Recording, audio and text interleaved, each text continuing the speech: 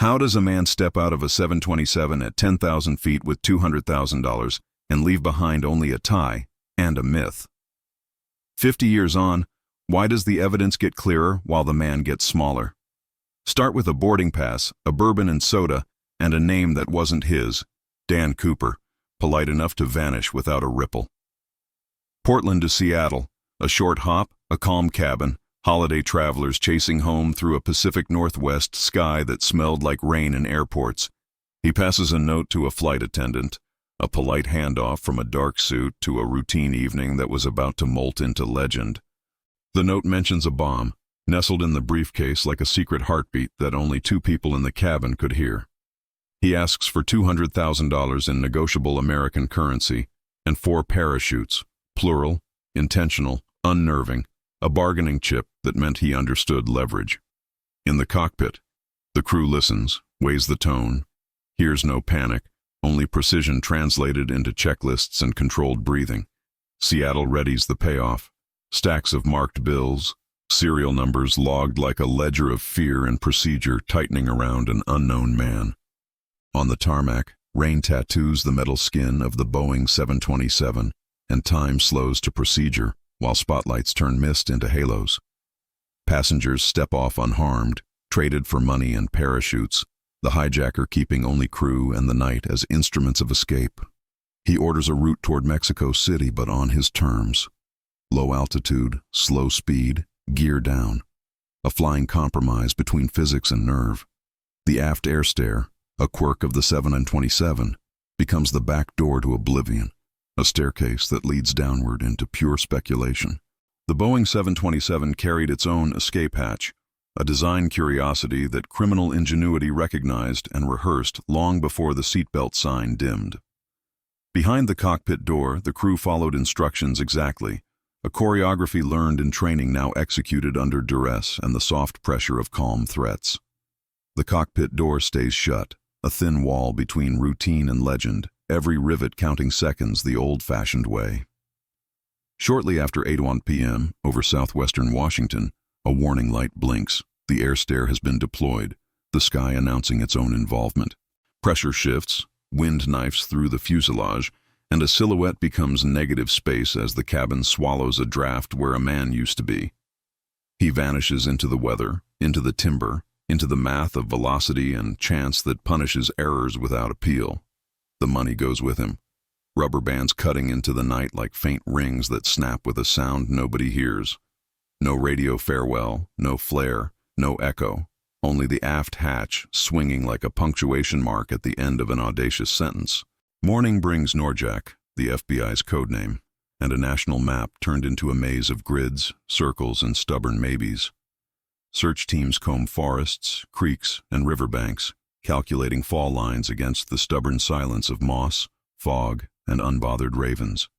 Helicopters trace grids over the darkness, defying the simple truth of wilderness. It keeps its own counsel, and it never owes a story.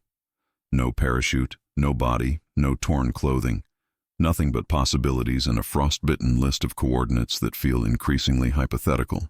Back in the cabin, on seat 18E, a cheap clip-on tie lies like a signature without ink, a business card from nobody. J.C. Penney off the rack, familiar, ordinary, the most unremarkable relic in American crime, a clue hiding in plain banality. Years later, the tie yields a DNA sample, a whisper of biology without a name, a partial chorus missing its soloist. The alias Dan Cooper mutates in headlines, a typo snowballing into immortality, DB by mistake, and legend by relentless repetition. Air piracy, officially, remains unsolved, a category of 1 in the American ledger, a blank plaque in a full museum. The plane's demands had been exact: 10,000 feet, about 100 knots, flaps at 15, steady as a heartbeat under a storm's breath. The crew holds course, eyes on instruments, ears on the hiss of weather and the rattle of an open stair fighting air. In the cabin, a coil of cord, a parachute pack, a briefcase that may or may not have held a working bomb at all. He smokes, drinks, stays calm, the choreography of control masking the arithmetic of risk and the cost of any misstep. 4 parachutes. Why 4? A layer of insurance, maybe. A suggestion he might take a hostage into the slipstream if cornered. Seattle rain erases footprints, the present tense washing away even as agents try to draw it back in pencil and guesswork. The Boeing's skin dries, the myth does not. Suspects blossom and wither, files thicken, and the case gathers myth like lichen on a stump nobody dares to move. A young boy turns up a bundle of cash in 1980, riverbank sand kissing the faces of lost presidents with granular affection. They call the spot Tina Bar, a sandy reach where the river forgets and then remembers what it swallows when the tide relents. Columbia River, near Vancouver, Washington. $5,800 in decaying bills, serial numbers matching a night that never ended, a lottery of mud and memory.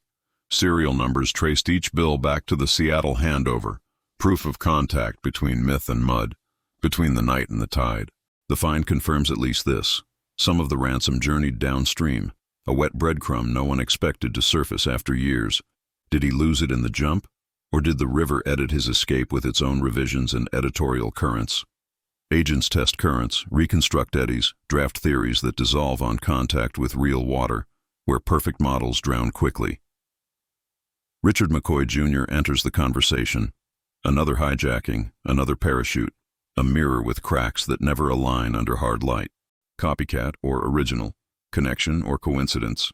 Every suspect becomes a house built on fog, windowed by interviews and rumor. Other names surfaced, then sank. Each dossier a pendulum swinging between possibility and error, certainty and a shrug that lasts decades. Back at headquarters, the tie sits in an evidence bag, a relic and a dare repeating the word, prove. DNA offers a partial ghost, a profile without a photograph, a statistic waiting for a face brave enough to step forward.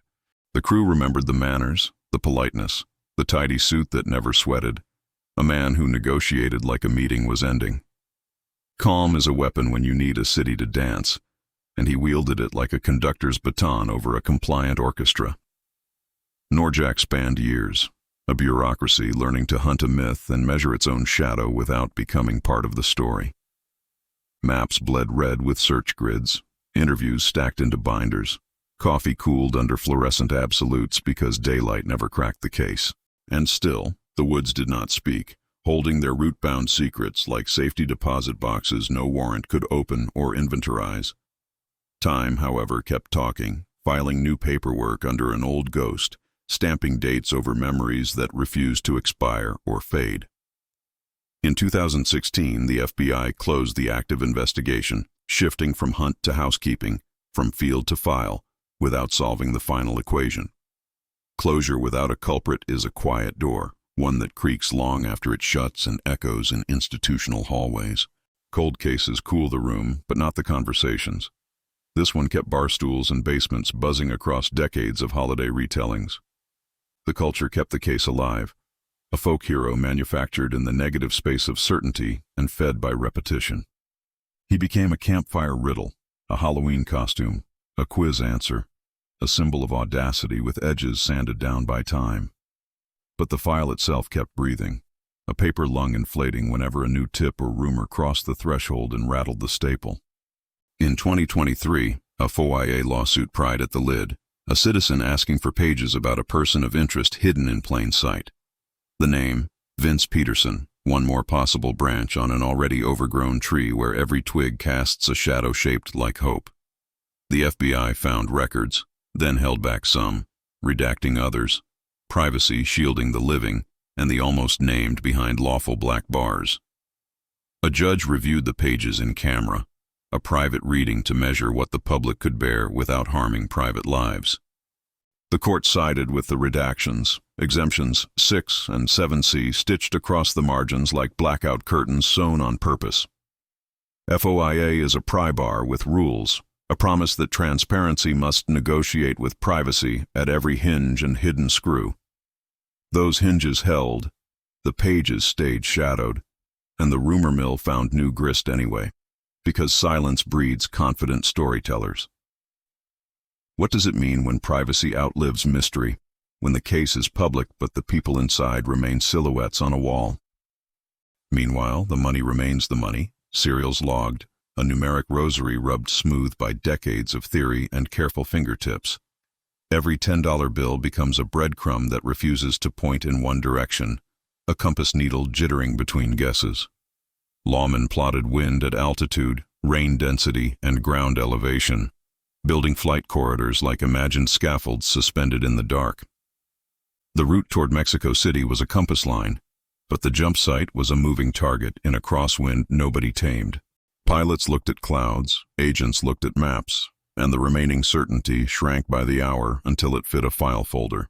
He requested the aft stairs down in flight, a request that turned an airliner into a chute to nowhere and everywhere. The warning light tells a simple tale.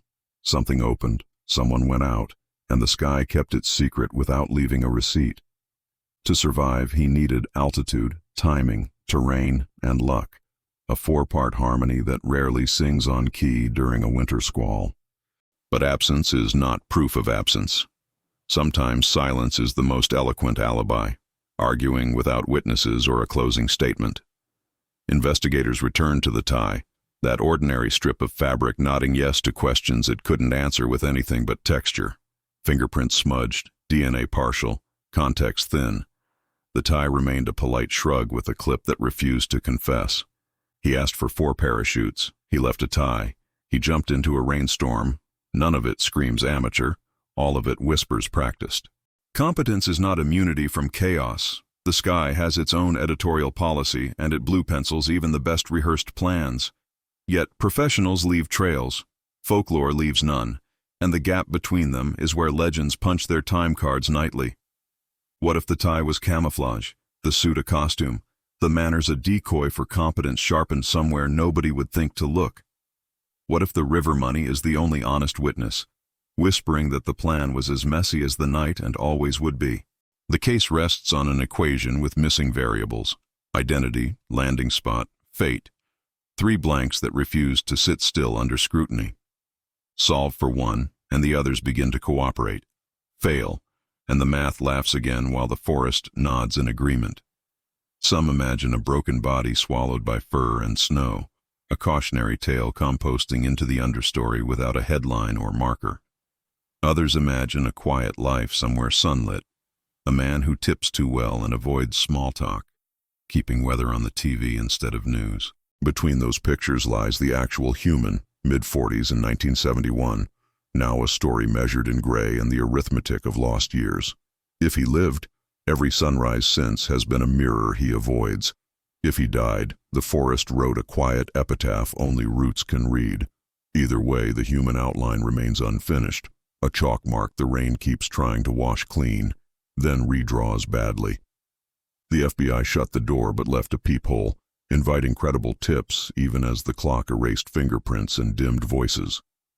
The courts protected names, not legends, acknowledging that unsolved does not mean ungoverned, that mystery still respects law. Which is more powerful, the evidence we have, or the blank space we keep trying to color in with hope and certainty?